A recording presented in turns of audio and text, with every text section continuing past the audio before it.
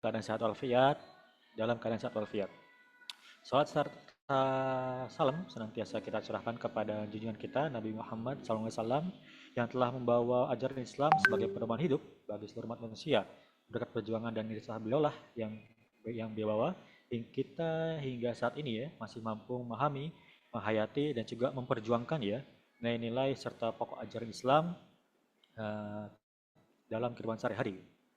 Semoga kita senantiasa termasuk dalam golongan umatnya yang akan menerima syafaatnya kelak. Amin ya rabbal alamin. Perkenalkan, nama saya Fahmi ya, yang insya Allah akan membantu acara sebagai moderator. Jadi diskusi kita pada hari ini ialah bertema ya, pembangunan di tengah tekanan ekonomi. Nah, seperti teman-teman ketahui ya, bahwa program-program seperti MBG ya, MBG dan juga akhir-akhir ini adalah Koperasi Desa Merah Putih gitu, yang yang diselenggarakan atau yang dilaksanakan oleh pemerintah begitu kan ya, membawa berbagai bisa dibilang negatif, ya. Beberapa kecemasan, ya, membawa kecemasan dan juga kritik dari masyarakat sekitar gitu ya. Kenapa? Karena di tengah-tengah pembangunan ya, pembangunan yang jor-joran dan juga pengeluaran negara ya yang sangat amat besar gitu ya tiap hari, yang dihitung tiap hari, itu tidak memikirkan bagaimana kondisi masyarakat sekarang gitu ya, di mana dolar naik ya, rupiah, nilai mata uang rupiah melemah gitu, lalu juga ekonomi yang rapuh ya, dengan industri-industri tidak bisa mampu lagi menopang ya perputaran ekonomi yang ada di negara ini begitu. Nah, mengapa sih negara ini tetap memperjuangkan ya atau tetap melaksanakan program-program ini gitu. Walaupun melihat bahwa ekonominya itu ekonomi yang di tengah yang ada ya di masyarakat, di tengah masyarakat itu melemah gitu. Dan sudah menunjukkan tanda-tanda kayak mau menuju krisis yang lainnya begitu. Nah, di sini kita akan mempelajari ya mengapa alasannya dan juga how. Nah, sebelum kita mulai ya, saya izinkan saya menyampaikan sedikit ya alur acara atau agenda kali ini. Yang pertama kita akan ada kalimat pengantar dari Bapak Yanson selaku pembina bedil, lalu dilanjutkan dengan pemaparan materi oleh Kak Sidik Ilham Nur. Dilanjutkan nanti akan ada sesi diskusi ya. Jadi peserta nanti akan bisa menanyakan ya beberapa pertanyaan ataupun pernyataan ya, untuk narasumber. Lalu diakhiri dengan penutupan. Baik, tanpa panjang waktu ya, kepada Bapak Yanson, apakah hadir Bapak Yanson? Cek cek. Hadir, hadir. Oke, siap Pak Yanson. Saya untuk waktu tempat saya persilakan Pak Yanson ya untuk kalimat pengantar. Oh, baik, terima kasih moderator. Bismillahirrahmanirrahim. Assalamualaikum warahmatullahi wabarakatuh. Alhamdulillahilladzi khalaqal mauta wal hayata liyabluwakum ayyukum ahsanu amala. Asyhadu an la ilaha illallah wa asyhadu anna Muhammadan abduhu wa rasuluhu la nabiyya ba'da. Allahumma shalli wa sallim hajjan Muhammadin wa ala alihi washabihi wa ba'du. Baik, teman-teman bedil eh, yang bedil online kali ini ya. Kemarin kita sudah bedil offline, kemudian dengan materi yang sama kita set menjadi bedil online. Karena mungkin ada sebagian teman-teman yang tidak bisa hadir di wilayah Bogor ketika offline. Maka kita buka yang online-nya agar teman-teman yang di luar Bogor bisa memonitor diskusi bedah ideologi ini. Nah, kali ini uh, bedah ideologi akan membawa tema pembangunan di tengah tekanan ekonomi. Nah, seperti tadi disampaikan oleh moderator, uh, kondisi kita saat ini sebetulnya sedang tidak baik-baiknya saja ketika kita memang melihat faktanya ya. Para orang tua uh, banyak yang kesulitan menyekolahkan anaknya. Angka yang daftar ulang saat ini untuk masuk PTN yang sudah masuk itu sekitar 45% itu tidak dapat melakukan daftar ulang karena biaya UKT yang tidak terjangkau dan juga memang kesulitan. Nah, itu di sektor pendidikan, juga di sektor ekonomi lain, baik yang non real juga, itu saham juga tidak sedang baik-baik saja. Sedang setiap Mister Wowo itu pidato disambut dengan sentimen negatif di sektor bursa dan di luar negeri juga sentimen itu terjadi gitu. Maka ini ada apa kan gitu ya. Nah, sementara juga eh, apa itu namanya terbongkarnya kasus korupsi MBG yang sebagai blue chip apa itu namanya programnya Prabowo itu sendiri ada banyak kebocoran gitu, banyak praktek korupsi.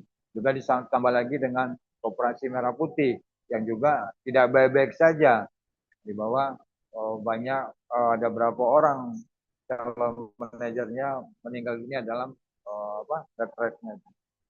Nah, oleh karena itu kami coba mengangkat ini membawa ke tengah-tengah teman-teman pembangunan yang jor-joran itu arahnya kemana gitu.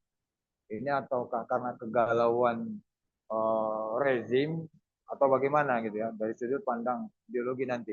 Nah, kami coba menawarkan kepada teman-teman untuk berdiskusi dengan asan, dengan baik, sehingga terjadi perubahan pemikiran kita terhadap ideologi saat ini yang dianut oleh bangsa ini. Semoga nanti dari situ dapat kita temukan ideologi alternatif yang bisa menyelesaikan sebagai solusi bagi bangsa ini. Terima kasih. Semoga diskusi ini bermanfaat. Selamat berdiskusi. Assalamualaikum warahmatullahi wabarakatuh. Waalaikumsalam warahmatullahi wabarakatuh. Terima kasih Pak Yanson atas kalimat pengantarnya. Baik kawan-kawan semua, kita akan lanjutkan sesi ya ke sesi yaitu pemaparan materi ya oleh narasumber. Narasumber adalah Kak Diki. Oke, siap. Apakah sudah aman Kak Diki? Dari mana, bro? Aman. Oke, siap-siap. Untuk PPT sudah siap PPT ya. Oke.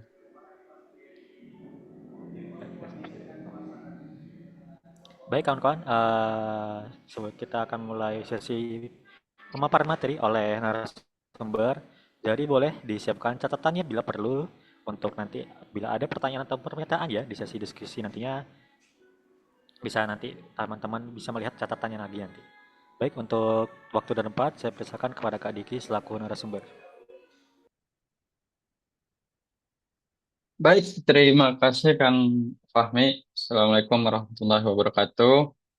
Selamat malam teman-teman semua. Pertama-tama saya ucapkan terima kasih ya ke teman-teman dari Bedil. Alhamdulillah, kalau kemarin pas offline saya sampaikannya repeat order.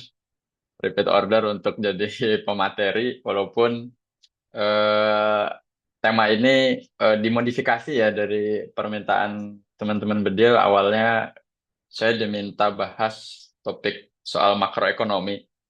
Nah, saya lulusan pertanian ini, bukan lulusan ekonomi. Jadi apa? Saya terima, tapi kemudian usul melakukan modifikasi dari bidang pekerjaan di di keseharian saya. Jadi memang saya banyak membantu dalam konteks pembangunan, tapi bukan kontraktor, ini konsultan, jadi ngebantu menyusun dokumen perencanaan umumnya. Jadi apa relate lah sama apa yang saya coba bahas di PPT ini. Nah, saya nggak tahu nih kalau online apakah kemudian makalahnya biasanya dikirim juga atau enggak ya ke teman-teman. Tapi jadi ini Biasanya dikirim. bahan ini kami gimana? Biasanya dikirim sih biasanya. Cuman Oh ya, baik.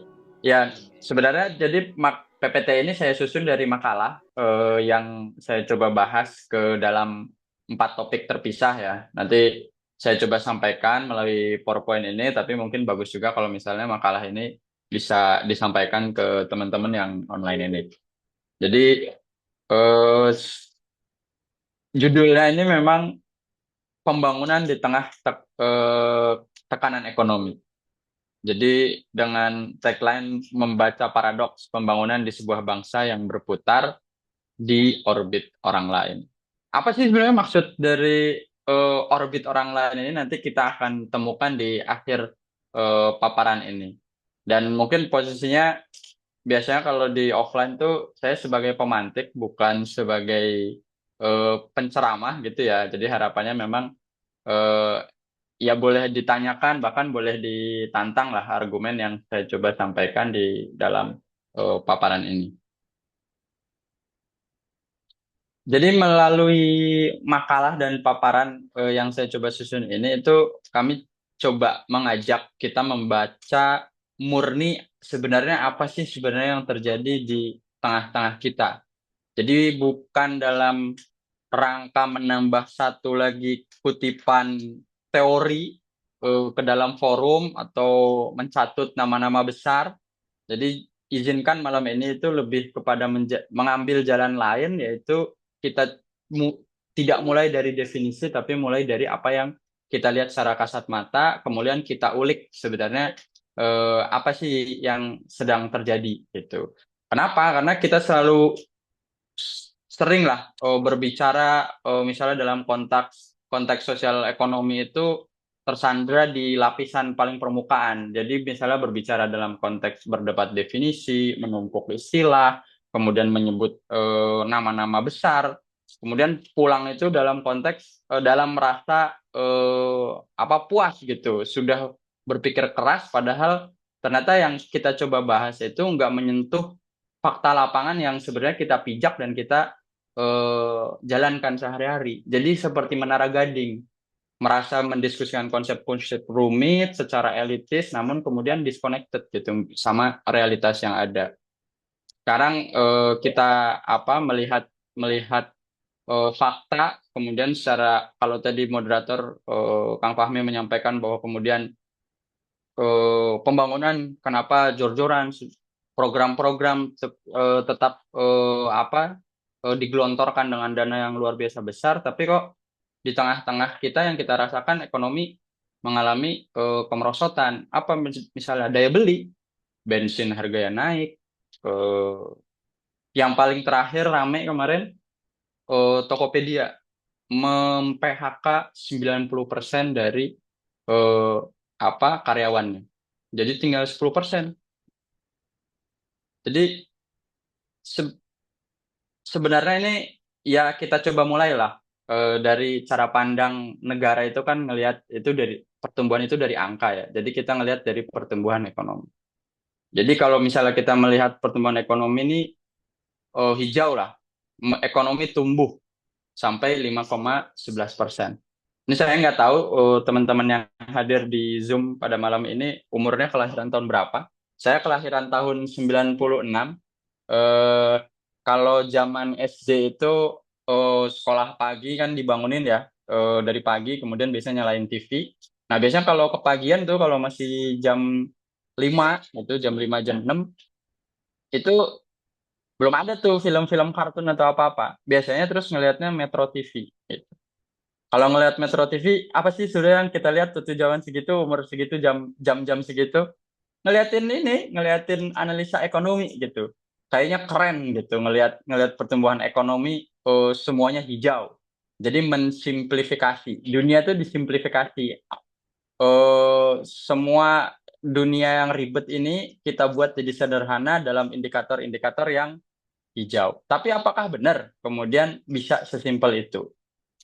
Pemandangan yang setiap hari kita lihat kan eh, apa eh, mendukung misalnya di media sosial kita melihat kelas menengah itu tampak misalnya terlihat baik-baik aja antrian kopi premium mengular tiket konser ludes dalam hitungan menit ponsel dari apa ya kalau kalau Android yang paling kerennya kan Samsung dari Galaxy S sampai sekarang sudah sampai S27 itu tiap orang tiap tahun terjual dalam jumlah yang luar biasa besar di khususnya di Indonesia gitu. Berarti benar dong pertumbuhan ekonomi gitu. Kenapa dibilang daya beli turun tapi kok semua produk-produk kemewahan juga ikut ludes di mana bukti dari daya turun daya beli yang turun itu? Ternyata juga ada data dibalas dengan data gitu ya. Di balik atelase yang tadi pertumbuhan ekonomi 5,11% itu ada data resmi lain yang kemudian bercerita sebaliknya. Jadi seperti yang ada di layar bahwa sepanjang 2024 ke 2025 kemarin, kelas menengah kita itu menyusut dari 47,9 juta menjadi 46,7 juta orang. Dan yang lebih mencemaskan lagi, ternyata lapisan calon kelas menengah itu mereka yang menggantung lah menuju ke turun kelas gitu. Gimana sih maksudnya calon kelas menengah itu orang-orang yang eh apa bekerja masih punya gaji rutin, tapi gaji rutinnya itu hanya cukup untuk 1 bulan itu aja gitu. Jadi pinggir jurangnya itu benar-benar di batasan besok kena PHK udah langsung turun kelas dia ke bawah. Karena bulan depan berarti dia nggak punya pemasukan untuk menghidupi rumah tangganya dalam 1 bulan. Atau orang-orang yang punya gaji rutin untuk hidup selama 1 bulan tiba-tiba kena penyakit kronis yang kemudian butuh biaya besar yang tidak punya tabungan. Nah ini ya orang-orang yang kelas menengah. Jumlahnya ini ternyata membengkak dari menjadi 142 juta jiwa. Jadi memang kalau dikatakan bahwa ekonomi memang dikabarkan tumbuh 5,11%, tetapi pertumbuhan itu terasa seperti pesta yang kemudian digelar di rumah yang fondasinya retak. Nah, jadi sebenarnya apa sih yang sebenarnya terjadi ini? Kok kontradiktif gitu? Jumlah kelas menengah menurun, yang calon kelas menengahnya membengkak, kemudian yang pada saat yang sama kemudian pertumbuhan ekonomi dikatakan mengalami kenaikan. Apa yang sebenarnya terjadi? Kok daya beli melemah tapi belanja jor-joran? Nah, ternyata masyarakat ini sedang mengalami namanya lipstick effect. Jadi sebenarnya apa sih sebenarnya gitu? Jadi lipstick effect itu adalah jawaban dari orang-orang yang kemudian menuduh bahwa kebiasaan belanja kecil tadi itu sebagai sebuah hedonisme. Gitu. Nah, untuk jawaban hedonisme itu jawaban yang mudah ya ketika melihat orang yang kemudian belanja kopi tiap hari ke kopi kenangan, mungkin gajinya gede dikit, eh, itu ke Starbucks gitu ya. Itu adalah tuduhan yang selain dangkal, itu juga sebenarnya menyalahkan korban. Jadi lipstick effect ini adalah sebenarnya sebuah kecenderungan untuk tetap membeli sebuah kemewahan-kemewahan ketika dalam kondisi yang terhimpit gitu. Teman-teman pernah nggak sih ngerasain kayak gini kalau lagi punya uang banyak itu uang tuh malah dijaga dengan baik, dimanage dengan baik gitu. Jadi mau beli apa-apa malah mikir 2 kali gitu. Nah sebaliknya ketika uang lagi nggak ada, rasanya tuh semua pengen dibeli gitu. Tapi semua ini memang hal kecil gitu. Gitu. Ini berbicara hal-hal yang kayak punya gaji misalnya 4 juta, kemudian dalam 1 bulan rasanya jadi pengen beli kopi terus setiap hari. 50.000 itu kan masih di luar makanan ya. Beli kopi tiap hari 50.000. Kalau dikali 30 berapa itu? Jadi yang di sini ternyata itu sebenarnya hanya sebuah cara bertahan gitu. Nah ini bekerja karena sebuah kecemasan dan bukan sebuah kerakusan. Teman-teman misalnya mungkin tahu lah dari film-film itu soal Manhattan Dreams. Manhattan Dreams itu kan orang-orang Amerika, bahkan bukan hanya Amerika doang ya, bahkan orang artis dekat kita Panji Pragiwaksono itu udah terkenal di Indonesia ya. Kalau dibilang stand up komedian ya dia jadi bilang founders gitu ya, sampai harus meninggalkan kemewahan Indonesia kemudian berangkat ke Manhattan untuk kemudian bisa mengejar Manhattan Dreams. Karena Manhattan Dreams kalau misalnya memberikan kesuksesan ya suksesnya top of world gitu, semuanya sudah ini. Nah kalau Indonesia tuh nggak muluk-muluk lah, Manhattan Dreams-nya kita itu hanya hanya punya rumah, punya kendaraan, punya keluarga yang cemara, semua tercukupi dengan baik, pendidikan bisa tercover, ketika sakit bisa berobat. Manhattan Dreams-nya orang Indonesia itu cuma sederhana itu. Nah, ketika semua masa depan itu tadi untuk punya rumah, kendaraan, keluarga yang cemara tadi sulit dijangkau, akhirnya orang tuh memindahkan kebutuhan akan rasa aman memiliki rumah, mobil, dan lain-lain tadi ke benda-benda kecil yang kemudian masih bisa diperoleh. Misalnya apa? Kopi lah, parfum, jam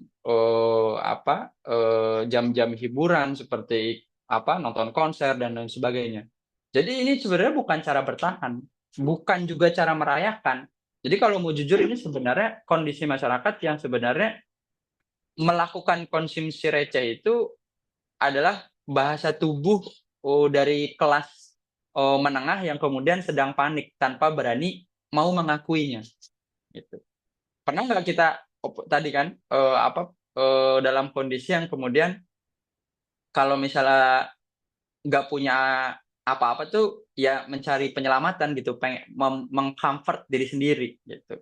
Ya salah satunya tadi misalnya nggak punya uang tapi ya masa beli mobil aja nggak sanggup, tetap nggak boleh beli kopi, akhirnya beli kopi dari hal kecil tadi.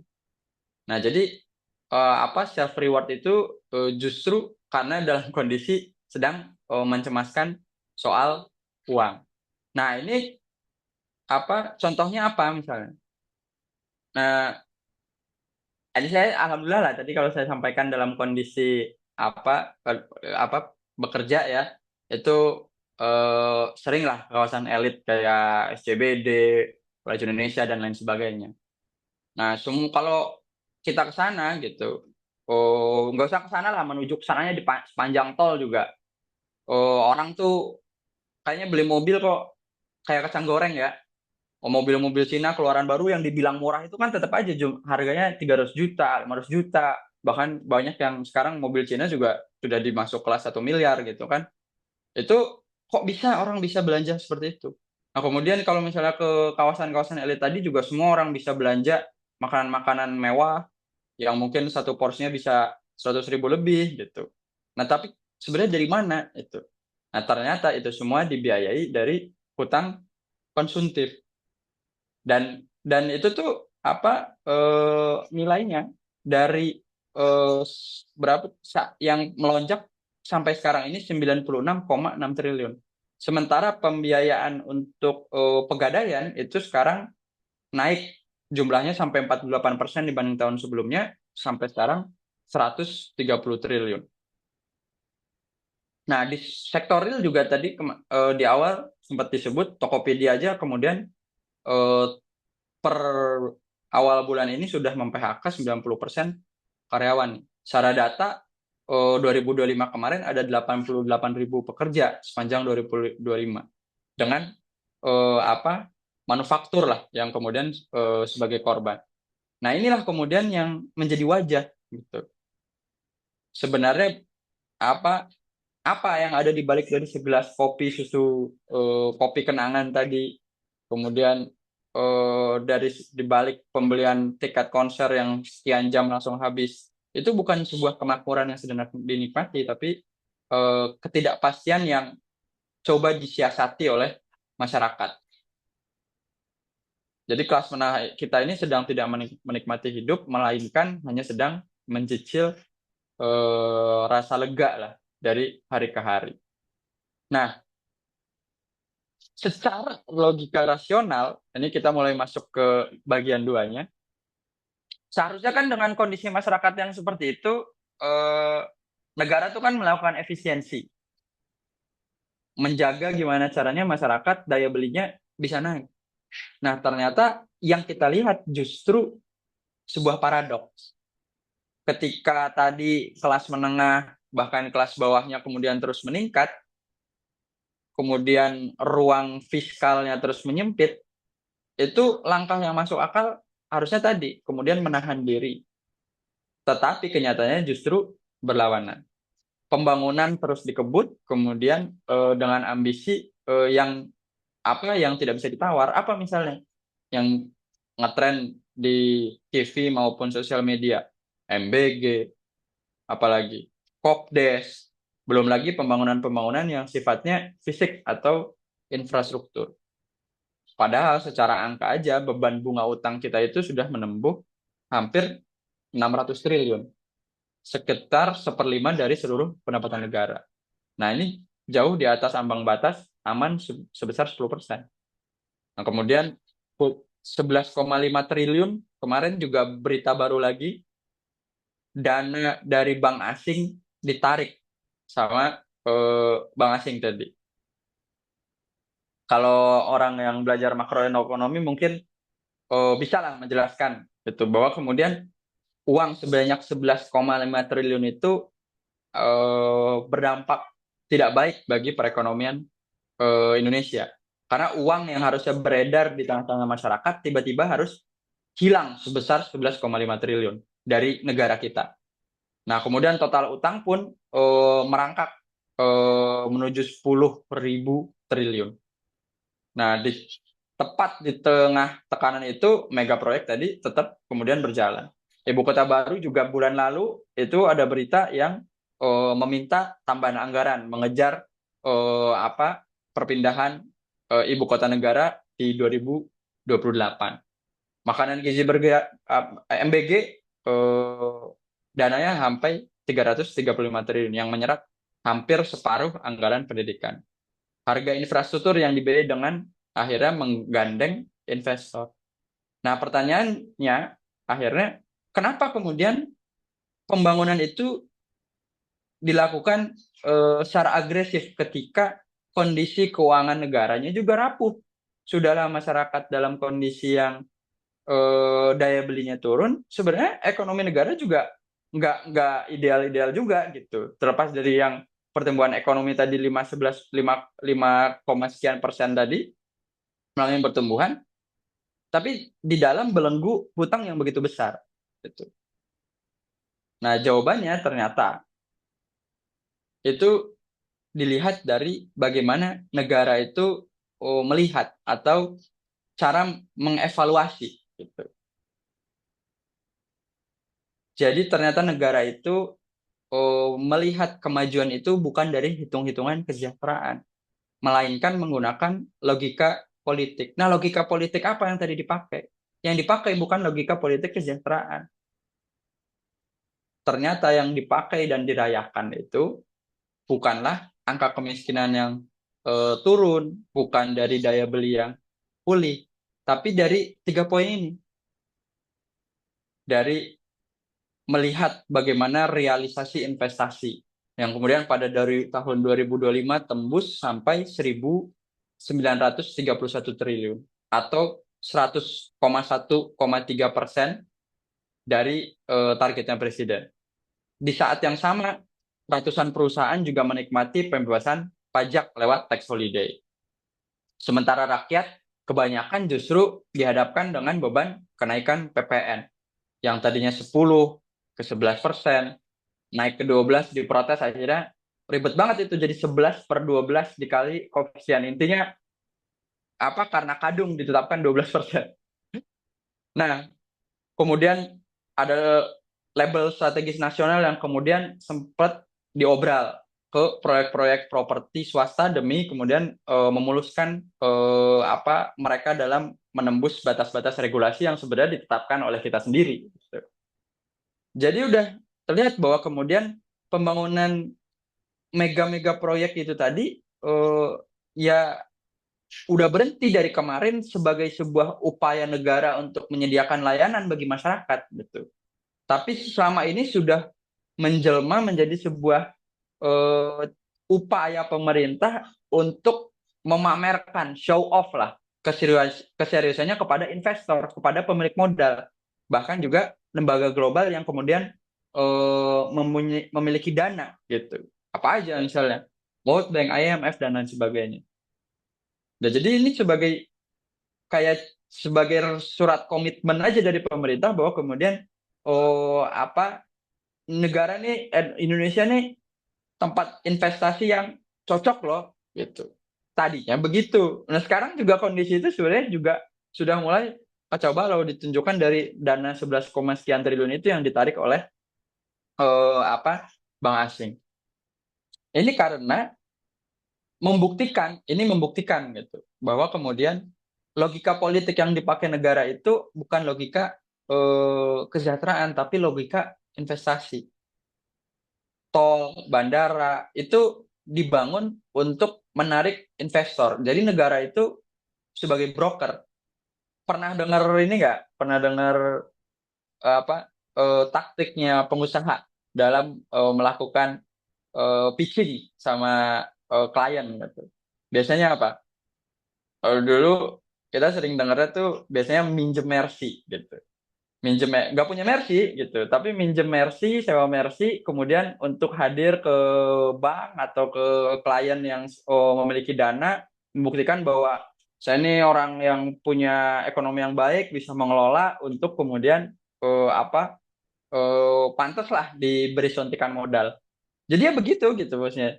Jadi seakan-akan misalnya orang tua kita, bapak kita nih misalnya, kita ini dalam kondisi kelaparan, udah berhari-hari cuman makan nasi sama tempe gitu ya berhari-hari.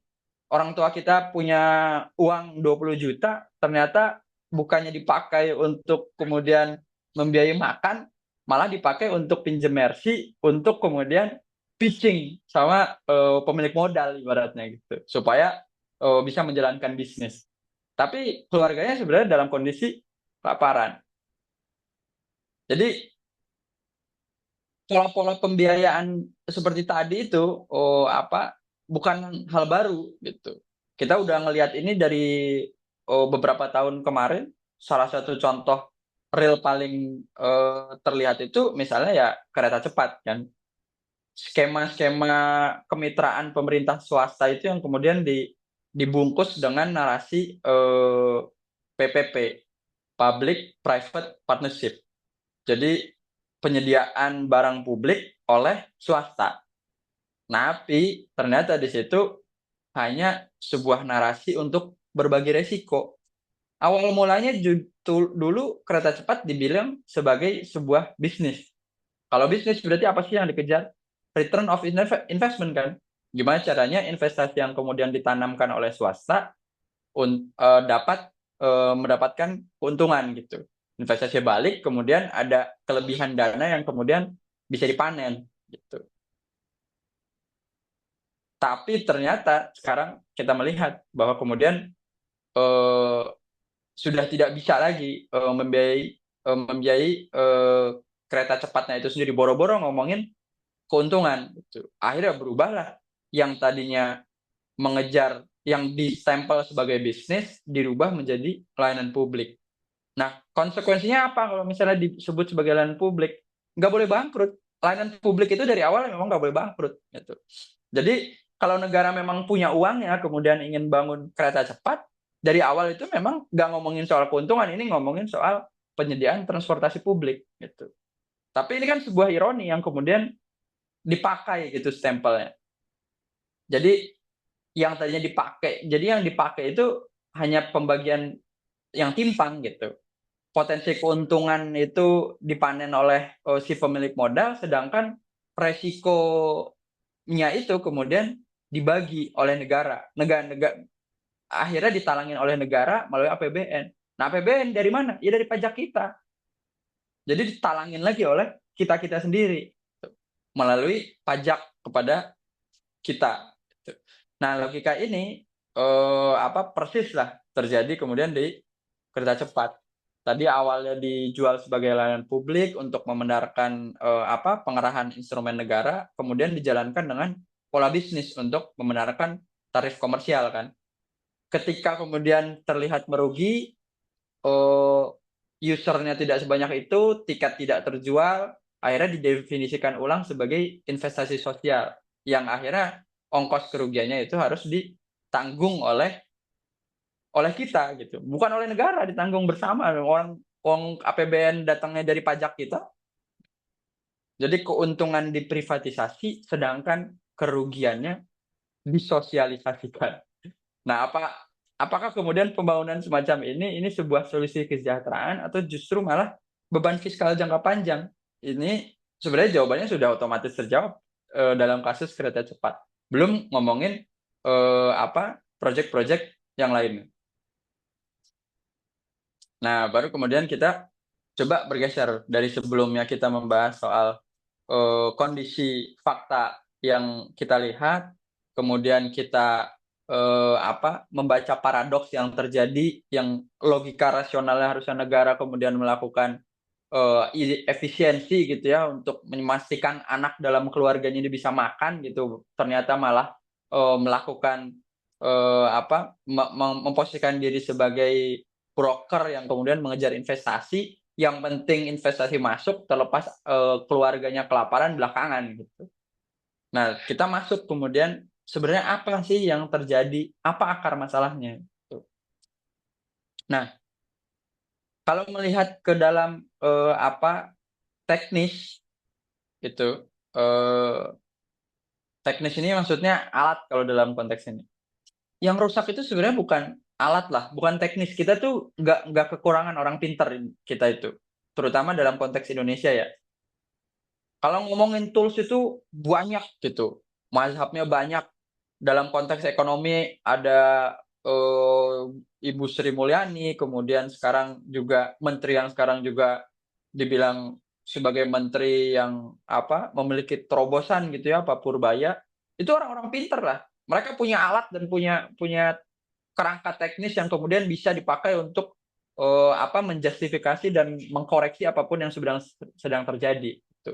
Misalnya dalam konteks angka defisit, pembengkakan biaya, atau soal kekayaan finansial, itu kan Pak Purbaya kalau ditanya selalu punya jawaban lah, walaupun dengan gaya nyelenehnya yang kayak orang marah-marah terus gitu. Nah, kalau gitu terus kemudian apa yang menjadi penyebab gitu? Karena ternyata ya apapun itulah dalam kondisi tadi, kritik teknis itu selalu bisa dijustifikasi atau dibenarkan atau dijinakkan dengan jawaban teknis lain gitu. Nah, ternyata yang terjadi itu jauh lebih mendasar. Kita nggak bisa lagi berbicara dalam konteks teknis gitu. Teknis itu dalam konteks indikator keberlanjutan, tata kelola, bahkan label-label yang lainnya gitu. Kalau berbicara dalam konteks konflik lainnya juga bisa diselesaikan lah dengan tools-tools teknis lain, entah dalam konteks ekologis gitu, atau yang kita pernah dengar misalnya SDGs ya. SDGs itu kan punya sampai 17 poin yang kemudian dipegang gitulah dalam konteks keberlanjutan. Ada tanpa kemiskinan, kemudian pendidikan harus berkualitas, bahkan dalam konteks gender dan lain sebagainya, itu sebenarnya semuanya kan dipegang gitu. Teknisnya adalah kalau pengen kita maju gitu. Nah, tapi ternyata pada saat sama teknis itu hanya ternyata membuat ilusi kenyamanan. Jadi kita sering akhirnya berdebat soal tools, alat, prinsip apa yang kemudian bisa dipakai untuk membuat negara maju. Kemudian kita berpegang itu merasa kemudian nyaman kalau misalnya kita menggunakan alat itu. Kita percaya bahwa persoalan itu akan selesai ketika kita memegang alat yang tepat. Indikator keberlanjutan, tata kelola yang baik, bahkan dalam konteks syariah pun ini relevan gitu. Label syariah dipakai dalam bank. Bank ada bank konvensional, ada bank syariah. Dalam konteks ini kan tools itu, alat gitu. Ekonomi syariah. Akhirnya ada perbedaan dalam konteks pengambilan keuntungan itu. Dalam konteks kalau bank konvensional itu skema bunga, kalau bank syariah itu dalam konteks bagi hasil gitu. Nah, padahal alat-alat itu tidak pernah benar-benar netral. Ia itu selalu tunduk sama siapa pemegang alatnya gitu. Bahkan dalam konteks label syariah tadi, ketika komersialisasi aset publik tadi kemudian dipakai dengan label syariah, yang sebenarnya berubah itu cuma cara memungut untung, bukan fundamental dari perekonomian pemodalan tadi gitu. Yang tadinya berupa bunga ini dibilang sebagai bagi hasil. Tapi kan ada yang salah dalam konteks bank syariah yang ada sekarang dalam konteks pembiayaan. Bank melakukan pembiayaan aja sebenarnya sudah menjadi sebuah tanda tanya kan, pertama itu. Kemudian yang kedua dalam skema bagi hasil aja sebenarnya juga sudah tanda tanya juga. Margin dari bank syariah itu kan diambil dari appraisal di awal, bahwa kemudian misalnya saya ingin melakukan aktivitas bisnis, skema pembiayaannya seperti ini, akan mendapat keuntungan sekian persen, maka bank berhak mendapat margin misalnya 10% gitu. Tapi itu menjadi sebuah ketetapan, padahal kan namanya bagi hasil itu ya bagi hasil, rugi dibagi, untung dibagi gitu. Nah, tapi kan dalam konteks pembiayaan syariah yang ada sekarang, nggak mau tahu gitu. Kalau misalnya ada kerugian, ya ditanggung sama pengusaha gitu, atau sama kita sebagai individu gitu. Kemudian nanti paling biasanya direstrukturisasi atau apa pembiayaannya. Tapi yang jelas kerugian itu tidak mau ditanggung oleh lembaga pembiayaan syariah. Jadi asasnya sebenarnya jadi sama aja gitu dengan adanya label syariah dan berbagai tools alat lainnya. Maka hasilnya pun akhirnya sama gitu. Masyarakat tetap membayar mahal, akhirnya pemodal tetap memanen untung gitu. Jadi yang rusak itu bukan alatnya, tapi kompas si pemegang alatnya. Gitu. Selama kita dalam konteks logika tadi, logika kapitalistik, ya cara pandangnya akan menomorsatukan pelipatan keuntungan. Dalam konteks negara, kalau kita balik sedikit tadi, ya cara pandangnya adalah melihat pertumbuhan ekonomi, investasi naik gitu. Yang dilihat bukan fisik lapangan yang kemudian dirasakan oleh masyarakatnya, tapi yang dilihat adalah angka gitu.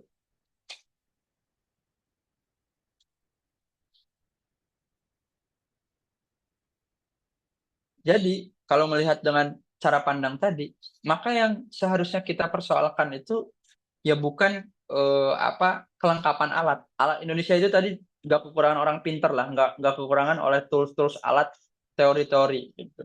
Jadi penentu hasil itu bukan secanggih apa instrumen alat yang kita pegang, melainkan asas berpikir apa yang kemudian kita pakai untuk kemudian menggerakkan. Nah, dari situlah kemudian cara pandang tandingan tadi akhirnya bisa muncul gitu. Misalnya, bayangkan cara paradigma lain yang kemudian memilah kepemilikan secara tegas. Tadi misalnya ada kepemilikan pribadi, kemudian ada kepemilikan negara, juga ada kepemilikan umum. Yang hal-hal ini mungkin asing dalam konteks cara pandang yang serba kapitalistik sekarang gitu. Nah, tapi ini kan cara pandangan siapa kemudian yang mau digunakan gitu. Misalnya tadi infrastruktur vital seperti energi, jalan dan air itu bukan komoditas untuk mencari laba gitu, tapi sebuah amanah. Jadi negara itu hadir dalam konteks memberi sebagai pengurus gitu. Kemudian membagi manfaat yang adil, bukan sebagai fasilitator yang kemudian berusaha mencari untung dari fasilitas-fasilitas publik tadi. Ini kan cara pandang gitu.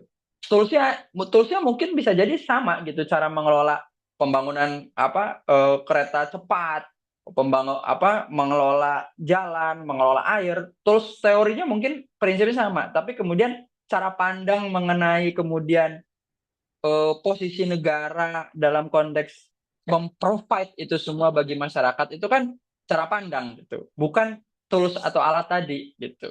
Jadi negara di sini bukan sebagai fasilitator yang kemudian bertanya bagaimana sebuah aset bisa menarik modal, tapi sebagai pengurus yang bertanyanya itu bagaimana aset milik umat atau aset milik masyarakat milik umum ini dapat dikelola untuk kemudian menjadi dirasakan manfaatnya oleh masyarakat secara umum, secara adil. Jadi ini bukan khayalan utopis. Ini cuma cara pandang yang berbeda, yang buktinya itu cara kita membangun itu adalah sebuah pilihan. Ini bukan takdir gitu. Kita terjebak dalam belenggu kapitalistik ini sebuah pilihan. Gitu. Ini bukan sebuah takdir yang kemudian kita tinggal berpasrah terus kemudian utak-ngatiknya di ranah tools tadi gitu. Tapi ini sebuah pilihan yang sebenarnya bisa kita pilih gitu. Dan ini sebenarnya cara pandang yang juga ada loh, pernah diterapkan juga gitu. Hanya kompas ini tidak pernah digunakan dan dipakai lagi. Nah, kalau kita balik lagi misalnya ke apa, kenapa kemudian cara pandang seperti tadi nih yang dalam konteks cara pandang bahwa kemudian ada kepemilikan umum, kepemilikan individu, dan kepemilikan private atau kepemilikan pribadi itu ada, tapi kenapa nggak pernah dipakai lagi di era sekarang? Gitu. Karena ternyata kompas itu tadi memang nggak pernah kita pakai lagi selama ini. Nah, kenapa itu nggak bisa dipakai? Nah, kita bisa melihat dari cara kita melihat sebuah negara-negara yang ada di dunia. Jadi ini agak bergeser dari ngebahas secangkir kopi, kemudian dibahas ke konteks geopolitik yang luar biasa besar gitu. Tapi harus diakui bahwa kemudian ternyata ini sangat berkaitan satu sama lain gitu. Indonesia bisa memiliki cara pandang yang sifatnya cara pandang politiknya itu sebagai cara pandang keberlanjutan ekonomi yang menekankan kebanyakan investasi itu tadi, itu karena posisinya dalam konteks geopolitik global gitu, yang kemudian berdampak ke bagaimana cara kita melakukan spending dan bagaimana kita bertahan hidup gitu ibaratnya. Nah, dari cara baca ini kemudian kemerdekaan itu sebuah negara tidak bisa kemudian diukur dari nasionalisme cara kebangsanya, tapi melihat dari siapa sebenarnya yang sesungguhnya itu menentukan arah kebijakan negaranya. Nah, ini bisa dilihat dari 3 poin ini. Gitu. Ternyata negara itu bisa kita bagikan ke dalam 3 kategori. Mohon izin ini Kang Fahmi aus dulu ya. Aman kan? Ngopi. Ya. Jadi kalau misalnya kita bagi dalam konteks geopolitik, ternyata negara-negara di dunia itu kita bisa bagilah ke dalam 3 gitu.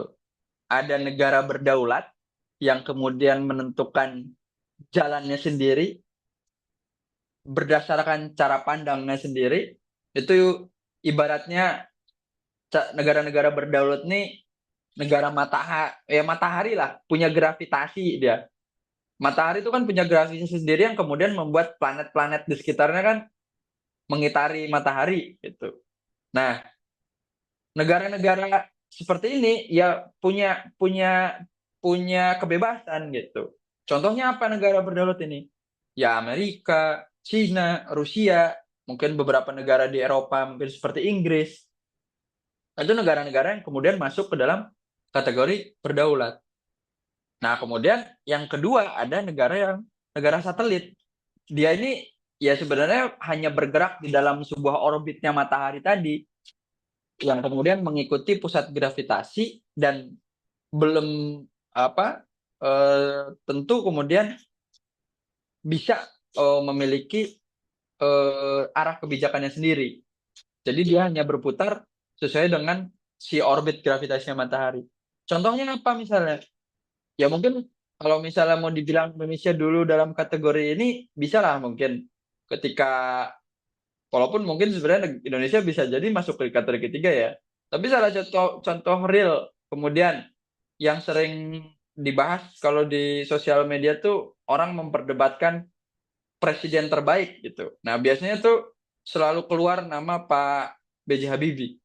Karena memang beliau kan pinter ya.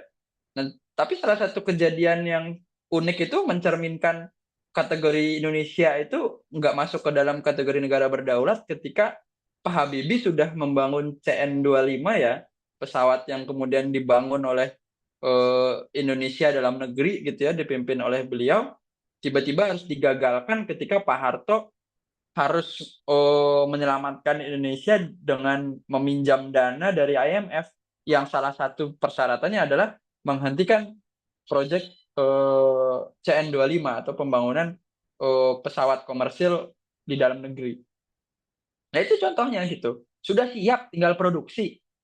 Tiba-tiba orang yang tidak ada urusannya di dalam Indonesia ikut menentukan keputusan-keputusan yang kemudian harusnya bisa Indonesia pilih sendiri gitu. Nah, yang terakhir kemudian ada negara pengekor yang kehendak serta kebijakannya ya udah ini mah manut aja dari kemudian dipimpin oleh kepentingan pihak lain. Nah, cara baca ini itu sebenarnya berpasangan ya satu sama lain. Jadi ada satu gagasan penting bahwa kemudian politik itu yang politik dan dalam konteks Indonesia gitu ya tidak berdiri dalam ruang hampa gitu.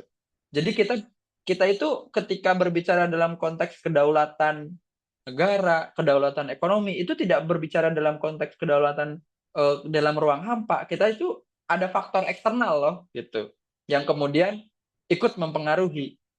Jadi ketika kehilangan sebuah negara atau bangsa kehilangan cara pandangnya yang mandiri, ya pasti kemudian ada kekosongan itu akhirnya diisi oleh kebijakan lain, cara pandang yang lain, diisi oleh kepentingan yang datang kemudian dari luar gitu.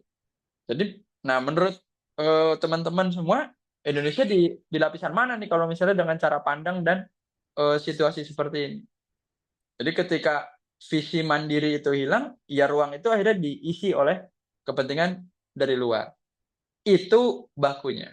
Nah, tapi ternyata dalam konteks geopolitik, kita ini juga yang sekarang banget ini ya, ini sedang mengalami dua kemalangan sekaligus ibaratnya.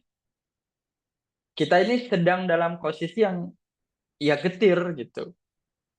Kita ini nggak bergerak sebagai sebuah bangsa yang menentukan tujuannya sendiri, tidak menggunakan cara pandangnya sendiri, jadi menjadi sebuah bangsa yang berputar di orbitnya kepentingan kekuatan-kekuatan besar. Tawaran-tawaran pembiayaan itu selalu hadir seperti sebuah pembebasan gitu. Ketika kita kekurangan dana, ya kan salah satunya minjem kan. Nah, padahal bisa mudah kemudian menjelma menjadi bentuk ketergantungan yang tentu ketergantungan itu berimplikasi kepada ya harus harus nurut dengan tuan yang memberi kebebasan tadi gitu. Nah, tetapi dalam konteks tadi aja sudah sebagai sebuah apes lah ibaratnya. Ternyata masih ada lapisan ironi yang lebih dalam lagi gitu. Bahwa kemudian pada saat yang sama, geopolitik global itu sedang mengalami ya agak kekosongan lah. Kalau kita lihat bahwa kemudian yang si mataharinya tadi dalam konteks geopolitik global itu tadinya dipegang Amerika. Nah sekarang Amerika sedang mengalami perlemahan. Yang tadinya masih berkuasa, nah sekarang sudah tidak sekokoh yang sebelumnya. Kalau bulan lalu apa 2 bulan lalu kan sempat ada Donald Trump sebagai presiden Amerika membawa seluruh CEO besar perusahaan Amerika ikut ke dalam kunjungannya ke China. Itu kayak kita, presiden kita nih keliling-keliling ke negara-negara lain untuk kemudian mendapat market lah ibaratnya, bisa menjalankan bisnis. Saking lemahnya posisi Amerika yang saat ini juga aja dalam konteks perdagangan dunia itu sudah menyusut sepertiga dari sejak tahun 2000 yang sekarang ya tinggal 1/4 dari porsi perdagangan dunia. Jadi dominasi Amerika yang kemudian semua negara itu biasa bergantung kepada dolar itu mulai digerogotin. Nah, salah satu yang hadir menjadi penantang itu kan harusnya BRICS ya. BRICS itu kan terdiri dari beberapa negara yang kemudian di dalamnya ada Brazil, Rusia, China, dan beberapa negara lain yang kemudian tadinya datang sebagai penantang dari dominasi Amerika dalam konteks politik. Nah, tapi ternyata pada saat yang sama juga ternyata di internal mereka sendiri sejak tahun lalu Cina dan India malah berebut pengaruh. Rusianya sendiri melemah karena perangnya sendiri dengan Ukraine. Jadi kita ini sedang terjebak di dalam dua matahari yang sedang saling berebut pengaruh, tapi pada saat yang sama juga dalam kondisi yang lemah. Nah, melihat kondisi ini seharusnya kan logika sederhananya, wah bagus dong ini kalau dalam konteks B.J. Habibie tadi ya, Pak Habibie kemarin ketika pengen, ini kan kayak, wah berarti Indonesia bisa maju nih karena dua-duanya sedang lemah, nggak ada yang bisa ngatur-ngatur, kayaknya lagi nggak sempet lah mikirin Indonesia tuh ibaratnya, nggak ada yang ganggu Indonesia. Harusnya kalau pengen bangun pesawat lagi CN25 lagi gitu, harusnya nggak ada IMF yang kemudian hadir mengganggu Indonesia gitu. IMF aja kan beberapa kali oleh Amerika sendiri sudah dikatakan bahwa kemudian Amerika sebagai penyetor dana terbesar tidak ikut iuran lagi lah ibaratnya. Jadi dalam kondisi lemah gitu. Lah tapi masalahnya ya kita melihat sendirilah, kita ini dipimpin oleh orang-orang yang bahkan meritokrasi itu nggak berjalan. Jadi dalam konteks ngomongin soal ini, nggak ngomongin cara pandang, ini balik lagi ke soal tools gitu ya, soal tools tentang prinsip, soal teori-teori gitu. Bahkan kita ini sekarang dalam kondisi dipimpin oleh yang meritokrasi itu aja nggak berjalan. Nggak usah meritokrasi deh, nurani aja kayaknya nggak jalan gitu kan. Cara melihat kemudian masyarakat yang daya belinya terus menurun, bensin yang tadinya sekitar 12.000 sekarang sampai ke level 16.000, bahkan diesel itu dan Pertamax yang versi lebih mahal lagi 28.000 itu kalau mungkin nanti dilihat di akhir tahun 2026 mungkin kelompok kelas menengah makin banyak lagi yang kemudian turun ke kelas bawah gitu. Nah jadi ini seperti kita ini dalam konteks geopolitik ya, ini versi sederhana itu kayak anak yang selama ini sebenarnya dapat tuntunan dari, ya dalam konteks Indonesia itu dapat tuntunan dari Amerika gitu ya, terlepas positif negatifnya kan kayak IMF memberi sokongan dana ke Indonesia, syaratnya jangan jangan bangun pesawat komersil dalam negeri gitu, itu kan dituntun lah ibaratnya. Tapi sekarang tangan si penuntunnya sendiri itu dalam kondisi yang gemetar gitu. Coba Pak Prabowo sebagai presiden kemarin udah keliling negara sampai 80 negara coba. Ini kan cerminan kayak, ya mohon maaf ya, kayak kalau teman-teman yang sudah di dunia kerja ya kerjanya sales kan begitu. Saking nggak punya konsumen, akhirnya keliling-keliling gitu mencari pegangan gitu, cari tuntunan lagi gitu karena kita kehilangan induk gitu. Nah jadi jebakannya ini dua ironi gitu. Mau keluar dari kebingungan dengan cara kembali dituntun itu ironi, tapi melihat ini sebagai sebuah celah untuk kemudian segera bangkit juga enggak gitu. Ini cuma mengganti satu rantai dengan kemudian rantai yang lainnya. Nah makanya satu-satunya masuk ke bergeser ke topik keempat ya gitu.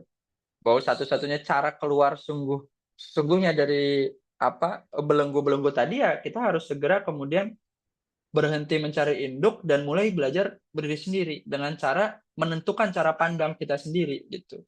Bahwa kemudian kemerdekaan yang hakiki itu bukan dari mengekor, bukan dari mendapat tuntunan dari kekuatan besar, tapi berdiri sendiri kemudian menentukan arah pandangan sendiri gitu.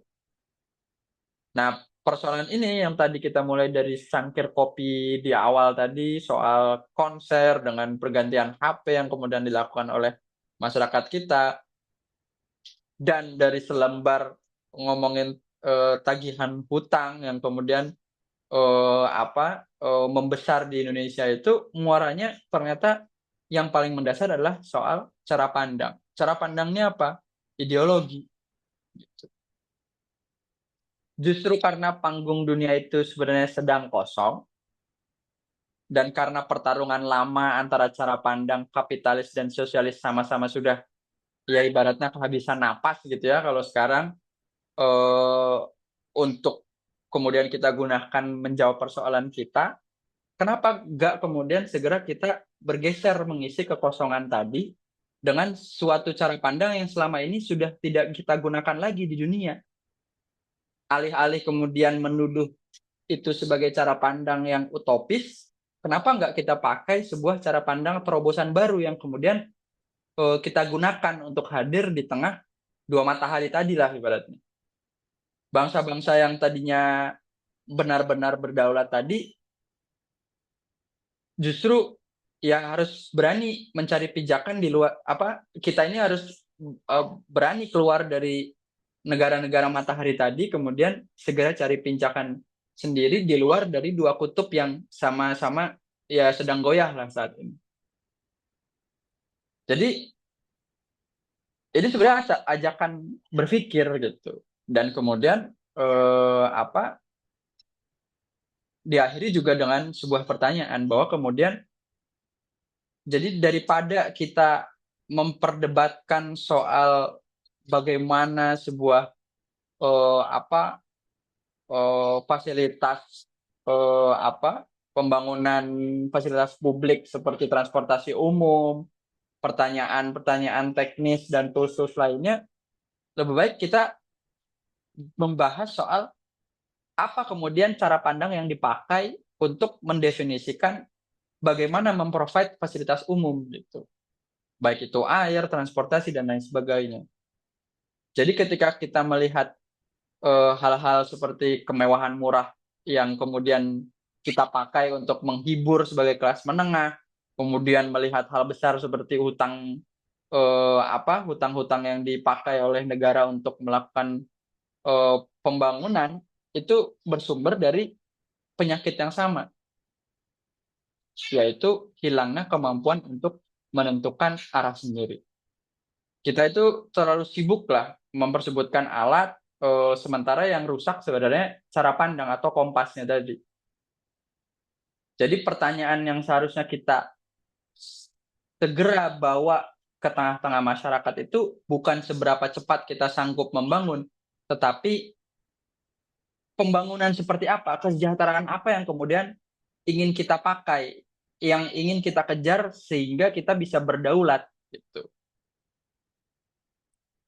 Nah, apakah kemudian kita bisa kemudian segera berhenti di balik cara pandang yang selama ini ya membebek lah, atau dari dikte orang lain. Nah, terakhir ya di kutipan yang sebelumnya dari makalah ya, kita ini ya sibuklah memperdebatkan alat, sementara yang sebenarnya rusak itu bukan alat tapi kompasnya gitu. Cara pandang atau ideologi. Nah, pembangunan yang berdaulat itu mustahil lahir dari fondasi cara berpikir yang masih membebek pada dikte orang lain. Harus segera kita mencari cara pandang kita sendiri, yaitu cara pandang atau ideologi kita sendiri. Ini sebagai akhir pertanyaan juga men-trigger lah harapannya teman-teman sekalian. Mungkin itu saja sebagai awalan. Terima kasih Kang Fahmi. Mungkin saya akhiri dulu di sini. Oke, terima kasih ya Kak Diki atas nomor ini ya, lumayan berisi, lumayan banyak gitu ya. Jadi kita masukin ya bahwa memasuki ekonomi bahwa kelas menengah kita ini sedang menyusut gitu ya. Namun walaupun daya beli yang melemah itu mereka tetap membeli bukan jor-joran juga ya, membeli barang-barang mewah gitu ya. Tetap membeli barang-barang mewah di tengah kesusahan itu gitu. Nah, anehnya ya di tengah tekanan itu agenda pembangunan yang dikebut juga, dia dibayar dengan hutang ya, berbagai hutang yang bunganya juga ya bisa dibilang sudah hampir melewati batas aman gitu, atau sudah diambang gitu. Nah, tidak hanya itu bahwa kita bisa melihat bahwa kebijakan tadi ya, kebijakan pembangunan ini juga dipengaruhi ya oleh sudut cara pandang yang tidak terlepas dari pengaruh negara yang lain gitu, pengaruh negara lain, atau bisa dibilang negara yang berdaulat ya, negara berdaulat. Kemudian kita bisa lihat bahwa negara yang berdaulat adalah saat ini ya, negara yaitu Amerika Serikat gitu. Lalu juga ada negara-negara lain seperti mungkin Cina ataupun Rusia begitu ya, dengan berbagai pengaruhnya sendiri yang masing-masing gitu. Nah, Teman-teman, kita akan memasuki sesi diskusi ya. Jadi bagi kawan-kawan yang ingin memberikan pertanyaan ya, boleh bisa melalui chat atau bisa raise hand dan on mic gitu ya untuk menanyakan ataupun memberikan pernyataan ya atau ada bantahan juga boleh gitu teman-teman. Baik. Mungkin kalau belum ada kawan-kawan yang belum bertanya, mungkin saya boleh nanya nih Kak Diki. Boleh Ya, nggak? mana? Jadi kan tadi kan ya disebutkan bahwa skemanya ya, bahwa yang swasta itu diuntungkan, namun yang apa kalau rugi itu disebarkan ya, dibebankan kepada masyarakat gitu ya. Ya, Nah, itu apakah itu dinamakan sebagai penyimpangan ya, kita bisa sebut sebagai penyimpangan gitu, karena kan dalam kerangka kapitalisme itu sendiri kan eh, bisa jadi ini tuh merupakan konsekuensi ya, dari sistem itu sendiri begitu ya, yang memisahkan kepemilikan modal itu ya dari tanggung jawab sosial begitu. Boleh kali pertanyaan dari saya pemantik. ya, ya sebenarnya eh, balik lagi gitu. Kalau dibilang menyimpang atau tidak menyimpang itu kan tergantung apa cara pandang yang dipakai gitu. Kalau dibilang bahwa kemudian kapitalistik juga punya punya apa tanggung jawab gitu ya, kemudian memastikan kemudian masyarakat bisa memiliki kebebasan, tapi memang kan kapitalistik tuh gitu. Kebebasan itu diberikan dalam definisi yang memiliki modal gitu. Nah, selama Anda tidak memiliki modal, kebebasan itu tidak menjadi hak Anda gitu. Dalam konteks kerangka kapitalistik. Jadi dibilang menyimpang tergantung cara pandang apa yang dipakai gitu. Kalau menggunakan cara pandang yang soal tadi bahwa kemudian kepemilikan itu dibagi dari kepemilikan negara, kepemilikan umum dan kepemilikan private ya, kemudian pribadi, ya itu menjadi sebuah penyimpangan karena jelas-jelas bahwa kemudian kereta cepat misalnya tadi case-nya atau nggak kalau sulit menjelaskan gitu bahwa kemudian transportasi umum itu pilihan umum yang pasti real lah listrik air itu kan harusnya air itu kan harusnya diambil dari bawah tanah yang kemudian harusnya miliknya umum gitu, harusnya nggak dikenakan tarif gitu, atau kalaupun dikenakan tarif itu hanya dalam konteks untuk membiayai eksploitasi airnya supaya nyampe ke rumah kita gitu kan. Nah dalam konteks ini kan kenyataannya dipakai sebagai media untuk bisnis gitu, misalnya Aqua ya bisa dibilang ya murah lah, ya memang murah lah wong airnya diambil secara gratisan dari alam semesta ini ibaratnya. Dari aquifer kemudian diambil kemudian disebarluaskan kepada masyarakat sehingga kita bisa bisa ambil dapat air bersih. Mungkin itu sih singkatnya Bang Fahmi.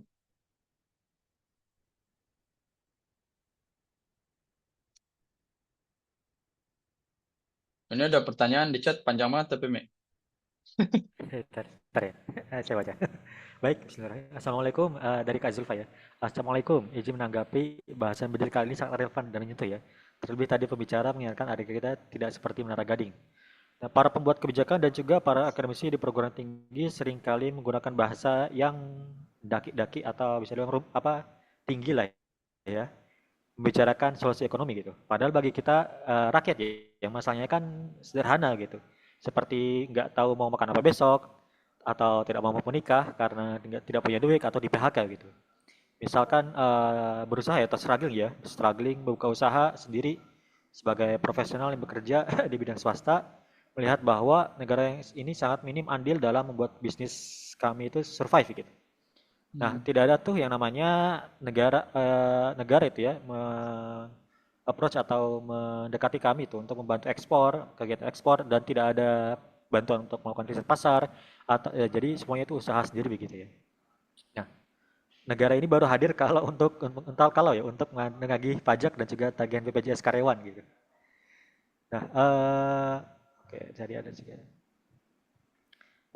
Yang diherankan adalah mengapa ya tadi para pembuat kebijakan atau para akademisi itu tidak bisa melihat dengan kacamata sejarah ini, ataukah karena memang mereka ini terbelenggu dengan istilah tadi ya, yaitu istilahnya adalah kompas yang rusak itu ya, sehingga belum mendapatkan insight yang lebih baik gitu, misalkan dari kacamata Islam atau dan sistem ekonomi politiknya, sehingga rakyat semakin sengsara gitu, buntu dan tidak mempunyai solusi. Lalu tambahan,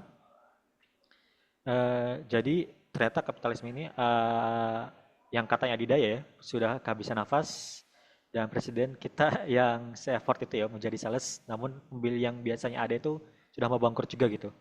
Sehingga kita harus mencari pijakan kedaulatan sendiri dari ideologi Islam. Tapi kan sebagai rakyat kecil kita masih bergantung pada pembuat kebijakan dan para akademisi itu loh. Pertanyaannya apakah mereka sanggup mengadopsi Islam sebagai solusi alternatif? Jadi ada dua pertanyaan nih, Kak Diki.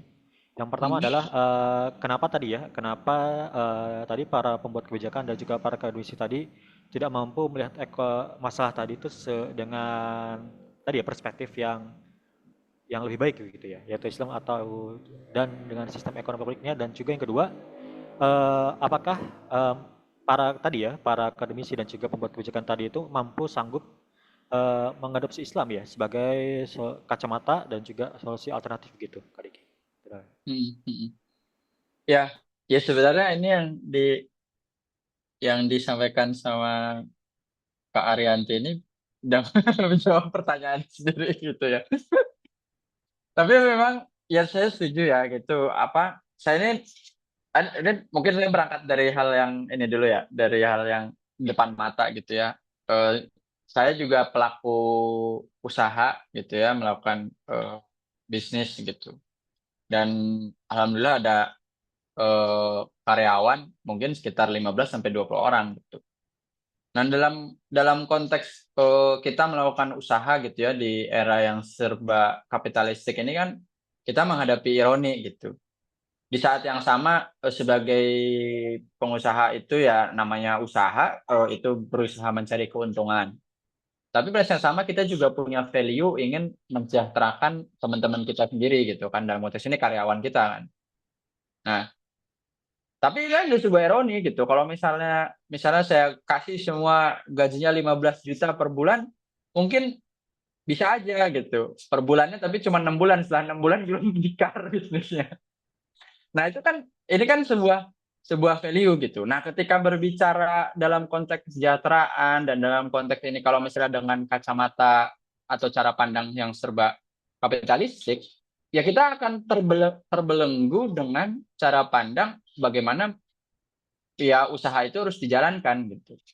Karena kita dengan cara pandang yang sifatnya serba kapitalistik tadi ya akhirnya terbelenggu gitu. Begitupun dengan tadi yang disampaikan oleh Kak nanti di chatnya yang super panjang ini, bahwa kemudian Indonesia itu memang nggak kekurangan orang pinter gitu. Masalahnya orang-orang pinter ini kebanyakan justru dipakai untuk kepintarannya itu tadi ya, dipakai untuk membela paradigma pada cara pandang yang eh, keliru, keliru dalam konteks kita sebagai seorang Muslim. Selama kemudian value yang dipegangnya masih kapitalistik, ya solusi-solusi yang ditawarkan nggak akan keluar dari cara pandang itu gitu. Padahal problema yang kemudian terjadi itu justru hadir karena penggunaan cara pandang itu gitu.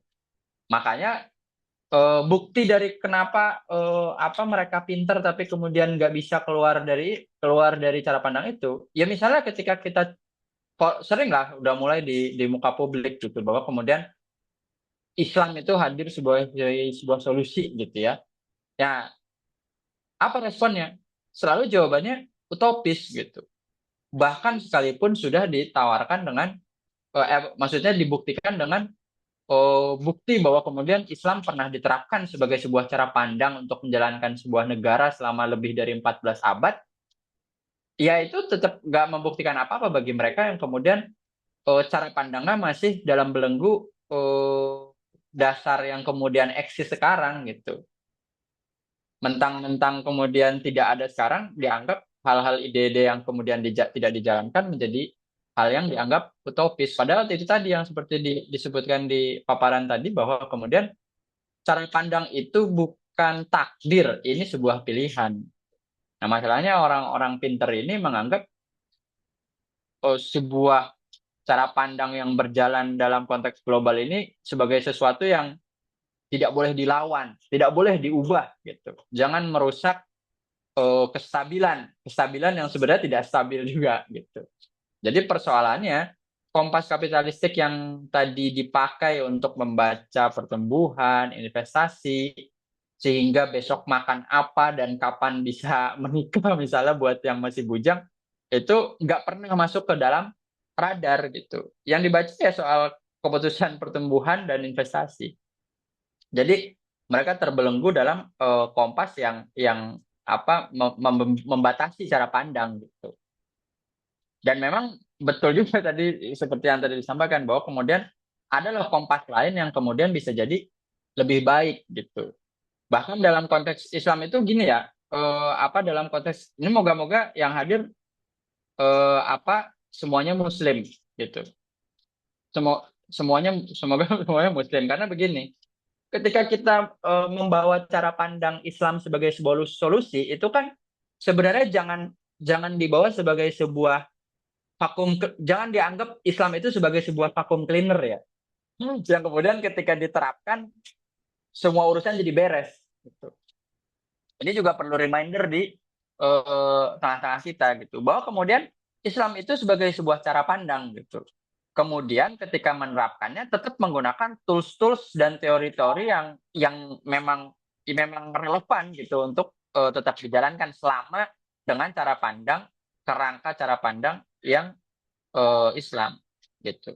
Nah, dalam konteks ini, kenapa kita menjalankan Islam? Semata-mata karena memang ini perintah dari Tuhan kita gitu, bahwa kemudian Allah Subhanahu wa taala sebagai Tuhan kita itu sudah memberikan tools bagaimana cara panduan kita sebagai manusia untuk hidup, maka harus menjalankan sesuai panduan yang ditetapkan dan dicontohkan oleh baginda kita Nabi besar Muhammad SAW gitu. Tapi bukan berarti kemudian ketika Islam diterapkan, semua urusan keduniawian beres urusan gitu. Tapi tetap harus ada ikhtiar yang kemudian harus dijalankan menggunakan tools-tools tadi gitu. Contoh realnya apa? Ya Nabi besar Muhammad gitu. Nabi besar Muhammad SAW itu kan ketika hijrah dari Mekah ke Madinah, kemudian mendapat baiat menjadi kepala negara. Ketika Nabi Muhammad hijrah ke Madinah itu kan posisinya langsung berdiri menjadi sebuah kepala negara ya. Tapi kan bukan berarti kemudian umat Islam di Madinah itu urusannya langsung selesai semua gitu. Kemudian semua langsung jadi sejahtera. Apa yang dihadapi oleh umat Muslim ketika sudah memiliki institusi negara di Madinah? Tantangan terus gitu. Karena memang yang dijalankan itu menjalankan kewajiban dari Allah SWT untuk menegakkan Islam itu sebagai sebuah aturan gitu. Tapi bukan berarti kemudian tidak ada kaidah kausalitas ikhtiar yang kemudian tidak ditempuh gitu. Bukan berarti kemudian Islam diterapkan semua urusan jadi beres, semua langsung sejahtera. Tapi tetap ada ikhtiar yang kemudian harus ditempuh. Uang Nabi Muhammad ketika kemudian menjadi kepala negara aja, ujiannya juga malah tambah banyak terus gitu. Yang dihadapi Nabi Muhammad ketika Madinah apa? Perang Badar, perang Uhud, perang Khandaq. Perang terus itu Nabi Muhammad sampai kemudian di titik tertentu gitu. Ada titik kestabilan dalam periode tertentu, tapi bukan terus semua urusan jadi selesai gitu. Nah, ini kita berbicara soal cara pandang kemudian dikeseimbangkan dengan kemampuan tools tadi. Jadi kalau misalnya menjelaskan dengan cara pandang bahwa kemudian Islam hadir semua urusan jadi beres, itu juga bukan ini adalah membenarkan bahwa kemudian cara pandang yang kita sebagai Muslim itu harus menjalankan, dan inilah cara pandang yang seharusnya dipakai sebagai seorang manusia yang memang diciptakan. Makanya hadir Islam sebagai rahmatan lil alamin, terlepas rahmatan lil alamin yang merasakan kedaulatan tadi nanti Muslim atau tidak gitu. Mungkin itu Kang Fahmi.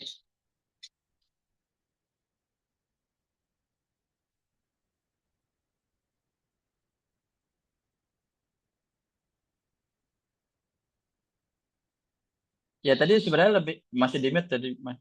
Apa, Mi? Ya ini sebenarnya Oke. menjadi tanggung jawab kita ya menjelaskan ke teman-teman itu menjadi ya diskusi ini kan sebagai media gitu ya menyampaikan bahwa kemudian ada solusi lain di luar berdiskusi dalam kerangka tools gitu. Ini kita berbicara dalam kerangka cara pandang. Tidak menafikan bahwa tools juga penting gitu.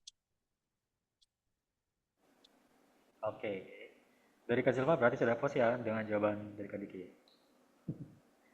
Oke, dari kawan-kawan lain apakah ada pertanyaan yang lain? Boleh di chat ya, atau raise hand, lalu on mic gitu. Boleh ya, disilahkan ya. Oke. Apakah ada pernyataan gitu, pernyataan ataupun bantahan gitu. Bantahan terhadap argumen Bantahan. Kak Diki gitu ya. Bisa jadi. Ya memang statement yang terakhir tadi itu hal baru ya buat buat buat saya sendiri gitu. Kadang kita tuh melupakan kemudian kaidah yang lain gitu. Jangan-jangan upaya kita membumikan bahwa kemudian cara pandang ini sebagai sebuah solusi fundamental itu terlalu hyperbol gitu, Kang. Sehingga orang langsung ujuk-ujuk menganggap itu sebagai sebuah ide utopis gitu. Padahal ini sebuah pilihan yang bisa kita pilih, kemudian jalannya ya ditempuh gitu, apapun nanti tantangannya yang kemudian kita hadapin gitu. Dan Ya, sekaligus mengenai itu cara sebenarnya pandang kan tadi ya. bagian dari kewajiban kita sebagai seorang muslim. Itulah intinya itu. Paling ini terkait cara pandang tadi ya kan, dan juga keterkaitannya dengan alat ya, tools tadi gitu kan ya. Nah, bisa dibilang kan kita kan tools-tools yang sekarang pastikan apa ya muncul atau dikembangkan kan karena memang kondisi yang saat ini tuh kan berbeda dengan kondisi yang zaman dulu gitu ya. Misalkan kondisi modern ya, bukan kondisi modern dengan kondisi mungkin pada saat ya abad pertengahan atau abad kuno gitu kan ya. Kan pasti berbeda gitu ya dari aktivitas politik dan juga ekonominya begitu ya. Nah, bagaimana sih cara pandang tadi ya? Cara pandang tadi itu mampu memanfaatkan atau menggunakan tools atau alat tadi gitu ya, yang memang kompatibel dengan cara berpikirnya begitu, Kak Diki. Ya, Ya, karena kan memang tools yang dikembangkan pasti kan tidak terlepas dari apa, mungkin bias ataupun dari input pengembangnya begitu kan ya. Nah itu bagaimana itu Kak Diki? ya tentu nanti tools itu kan berkaitan dengan ada yang masuk ke dalam ranah hadoroh, ada yang tidak ya. Ada yang berkaitan erat dengan cara pandang si ideologisnya sendiri dan tidak. Ini yang nge-lag saya apa Kang Fahmi? Suara saya nggak putus-putus kan? Putus-putus nggak? Di saya, kalau saya sih kayaknya. Oh, oke. Ya, Aman.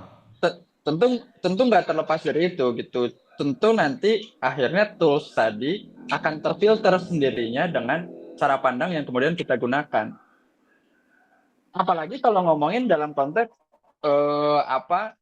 perkembangan zaman gitu ya. Tadi kan Kang Fahmi menyebut zaman dulu dan zaman sekarang gitu ya.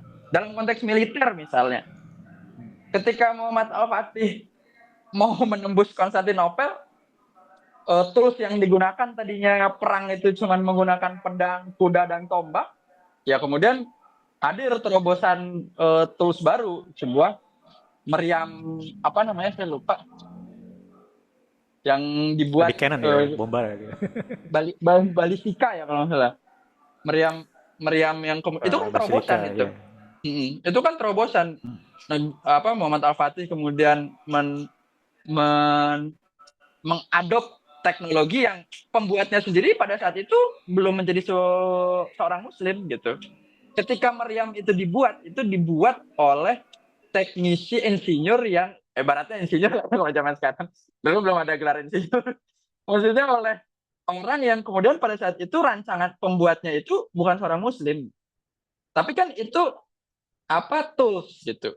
Dan itu menjadi terobosan gitu. Nah, tentunya nanti di zaman yang sekarang juga tools itu akan selalu berubah. Dalam cara pandang kapitalistik aja sebenarnya tools itu selalu ada perubahan. Liberalisme aja ada update kan dari liberalisme klasik jadi neoliberalisme gitu. Nah, apalagi tools-tools yang bersifat hal-hal seperti ini pasti nanti akan berubah. Tapi yang penting ibarat cangkul itu mungkin nggak tahu ya. Tapi kalau cangkul dari dulu gitu-gitu aja ya. Enggak lah, cangkul. Tadi jangan ada cangkul terus ada beko, sekarang ada alat canggih lah gitu. Nah, nanti kan ketika berbicara soal cangkul itu tinggal cangkul itu dipakai dalam konteks kapitalistik untuk mencangkul apa, dalam konteks Islam itu untuk mencangkul apa gitu. Nah, dalam konteks syariat juga seperti itu. Nah, tapi jangan lupa gitu bahwa kemudian kita harus beriringan di keduanya. Menggunakan cangkul tapi cara pandangnya apa ya sama pisau lah. Pisau dipakai kemudian untuk menusuk apa untuk menjamret orang, mengancam. Nah, itu kan sebuah dosa. Tapi pada saat yang sama pisau juga bisa dipakai buat masak, masangin keluarga, jadi dapat pahala. Misalnya gitu.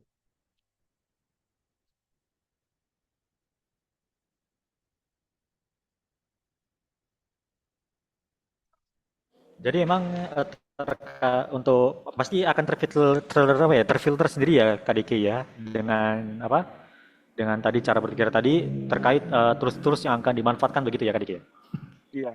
Secara tersendiri, otomatis begitu ya? Atau memang dari pemikirnya? Gitu. Baik, mungkin tambahan satu lagi sih Kak Diki dari saya. Atau dari kawan-kawan lain, apakah ada pertanyaan?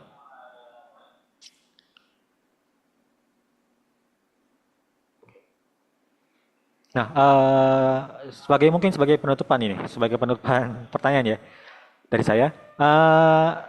Gimana sih Kak Deki kondisi zaman sekarang gitu, kan bila melihat kondisi zaman sekarang kan ya, apakah akan ada potensi perubahan ya, transformasi atau mungkin apa kalau jadi apa kalau dalam konteks Indonesia sendiri kan apakah akan ada reformasi ya, reformasi berulang ataukah bahkan sampai revolusi begitu kan ya.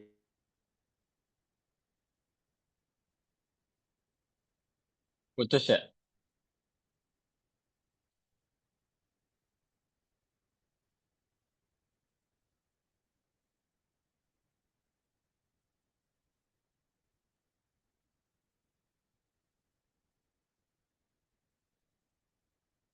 Oh, putus Bang Fahmi. Cek, cek. Tadi sampai mana tadi? Yuk, baru reformasi tadi. Ya, reformasi ya. Reformasi atau ujungnya sampai revolusi begitu kan ya. Nah, bila memang terjadi seperti itu ya perubahannya ya Kak Diki, bagaimana sih kita bisa melakukan step by step lah, ataukah apakah ada rencana langkah-langkah begitu ya, menuju perubahannya yang bisa menjadi lebih baik gitu ya, menuju sistem yang alternatif begitu. Iya. Dari Kak Diki apakah ada gitu? Ya nggak tahu ya kalau misalnya dalam konteks waktu dekat atau saya diminta memprediksi, tentu tidak memiliki apa tools yang yang bisa dipakai untuk kemudian terapan ini. Tapi mungkin sebagian orang bisa melihat itu gitu ya. Ya kalau dilihat dari analisis warung kopi pinggir jalan gitu ya, ya mohon maaf ya tidak mengkerdilkan semangat juang yang kemudian dilakukan oleh mantan ketua BEM UGM gitu. Tapi bisa hadir tiba-tiba di tengah sosok apa yang apa digunakan sebagai toa gitu ya untuk menyuarakan kegelisahan ini, menurut saya karena mungkin ada pihak-pihak yang juga mungkin sudah gelisah ya melihat kondisi negara gitu. Artinya maksudnya ya sekali lagi saya bilang kita ini nggak kekurangan orang pinter. Saya yakin pasti sebenarnya banyak yang gelisah melihat kondisi negara kita saat ini gitu. Pasti dalam kondisi yang sama-sama juga prihatin gitu. Nah, masalahnya tadi ketika kalaupun nanti terjadi sebuah apa sebuah gebrakan gitu ya, melakukan reformasi atau revolusi gitu. Jangan sampai kita terjebak hanya keluar lubang satu ke lubang yang lain gitu. Yang terjadi di era fase Indonesia itu kan begitu, dari orde lama, keluar lubang orde lama, masuk ke lubang orde baru. Keluar lubang orde baru, sekarang masuk ke lubang reformasi. Gitu. Jangan sampai ketika ada sebuah momentum, ya sekarang bisa dibilang momentum. Saya juga udah pusing lah ngeliat kondisi kita saat ini. Ini dalam konteks kerangka kapitalistik aja sebenarnya bingung kan, karena karena ini gimana negara ini sebenarnya dana sebesar itu dipakai buat makan gizi gratis pada orang-orang yang mungkin target sasarannya nggak bermasalah soal makanan gitu. Baru lagi kan ini tadi saya nonton rektor ITB di forum DPR menyampaikan bahwa kampus itu hanya mendapat dana itu sekitar 19% gitu dari APBN. Plus dengan UKT-nya itu hanya sampai sekitar 50 sekian, nggak nyampe 40 sekianan persen gitu. Artinya ada 60 sekianan persen yang saya nggak hafal detail angkanya, tapi nggak nyampe 50% itu ITB harus mencari pendanaan sendiri gitu. Ini lembaga pendidikan yang katanya perguruan tinggi negeri gitu. Jadi ya dalam konteks sekarang ya memang pas lah kalau misalnya ya sebenarnya nggak salah jadi pertanyaan Kang Fahmi bahwa kemudian apakah akan ada reformasi dalam waktu dekat gitu. Ya saya hanya bisa mengingatkan bahwa kita jangan sampai terjebak masuk lubang ke lubang satu lain. Caranya gimana supaya nggak terjebak?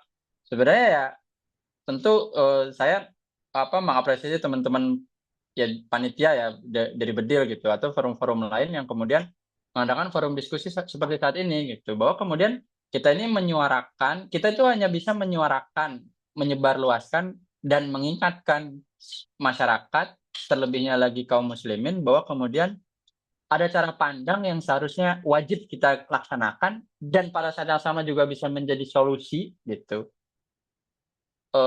Itu harus dibumikan lagi gitu di tengah-tengah masyarakat kita gitu. Sehingga ketika kita berusaha keluar dari lubang yang kita hadapi saat ini, bukan keluar dari lubang masuk ke lubang lain, tapi masuk ke dalam solusi yang benar-benar di luar lubang gitu ibaratnya. Ya udah nggak kesandung lagi gitu, tidak terjebak gitu. Dan itu satu-satunya cara harus hadir dari masyarakatnya gitu.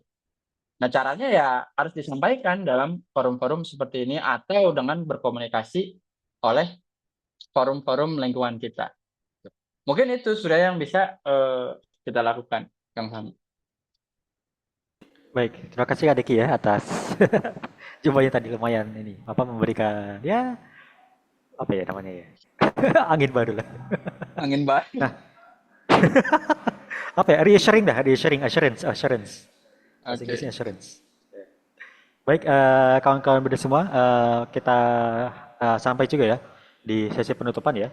Bagi kawan-kawan bedil, tidak jangan bersedih hati bahwa karena bedil ini hadir ya dalam dua sesi, yaitu sesi offline dan juga online. Di mana sesi offline kita akan adakan pada berarti minggu ketiga Juli ya, minggu ketiga Juli nantinya. Jadi mungkin teman-teman yang berada di Bogor dan sekitarnya boleh ya, bila ingin mengikuti acara bedil sesi offline berikutnya, bisa boleh hadir, sangat boleh hadir, sangat sangat diharapkan hadir begitu ya. Nah, cukup ya sampai di sini sesi bedil online kita. Mari kita tutup acara agenda hari ini atau malam ini dengan bacaan istighfar, alhamdulillah istighfar dan doa kafaratul majelis. Astaghfirullahaladzim, alhamdulillahirabbil alamin, subhanakallahumma bika asyhadu an la ilaha anta astaghfiruka wa atubu ilaik. Terima kasih kawan-kawan bedil semua yang telah hadir dalam kesempatan agenda diskusi kita malam ini. Semoga kita dapat bertemu kembali di sesi bedil online ataupun offline berikutnya. Dari saya, Fahmi. Oh ya, dari Kak Edik sendiri, boleh closing statement dulu ya, sebelum kita menutup acara Zoom kali ini. Iya, closing statement-nya sebenarnya yang mungkin jawaban saya tadi, Fahmi. Jadi, ya kalau orang sakit itu satu-satunya cara supaya bisa sembuh, minimal langkah pertama yang diketahui itu harus tahu bahwa dirinya sakit ya. kenapa banyak pasien kanker yang kemudian tidak bisa diselamatkan itu kan karena terlanjur telat langsung ke stadium 4 baru ketahuan gitu ya. Ketika masih stadium kecil tidak melakukan pemeriksaan, tidak terasa gitu padahal dirinya sakit, akhirnya keburu parah gitu. Nah, saya nggak tahu nih Indonesia dalam konteks ini udah stadium berapa. Nah, kita pertama-tama ya kita sebagai Muslim ya sebisa mungkin harus segera menyadarkan gitu bahwa kemudian ya ya kita harus mengingatkan masyarakat gitu bahwa kita ini dalam kondisi sakit gitu. Jangan jangan jangan merasa diri baik-baik saja gitu. Kemudian mencari solusi sampingan lipstick effect tadi ya, kemudian karena tidak tahu mau apa ya udah mencicil kelegaan dengan kemudian membeli kemewahan-kemewahan kecil gitu dengan sehari-hari beli kopi, kemudian beli HP baru setiap ada keluaran baru gitu. Jadi jangan berhenti di situ bahwa kita harus menyadarkan bahwa kita dalam kondisi sakit. Setelah sadar kondisi sakit, baru kita menginformasikan bahwa kemudian ada obat apa sih kemudian yang bisa ditawarkan gitu. Dalam konteks ini ya bahwa kemudian kompas tadi bahwa ada kompas lain yang bisa kita jadikan referensi, ada cara pandang lain yang bisa kita gunakan bahkan dalam konteks kita sebagai seorang muslim sesuatu yang seharusnya kita pegang gitu, bukan semata-mata menjadikan itu sebagai sebuah cara pandang tools supaya menjadi sejahtera, tapi ini juga sebagai konsekuensi akidah kita sebagai seorang muslim harus segera diterapkan. Dan itu satunya caranya ya harus berkomunikasi, membumikan itu ke orang-orang yang belum tahu. Mungkin itu Kang Fahmi dari saya. Terima kasih. Assalamualaikum warahmatullahi wabarakatuh. Wah, terima kasih Kak Diki atas konsisten ya. Baik, kawan-kawan. Tadi sudah tutup ya, mohon maaf. Tadi sudah tutup ya. Jadi selamat ya. Sampai jumpa lagi ya kawan-kawan Bedil. Semoga kita bertemu kembali di sesi Bedil online ataupun offline berikutnya. Wassalamualaikum.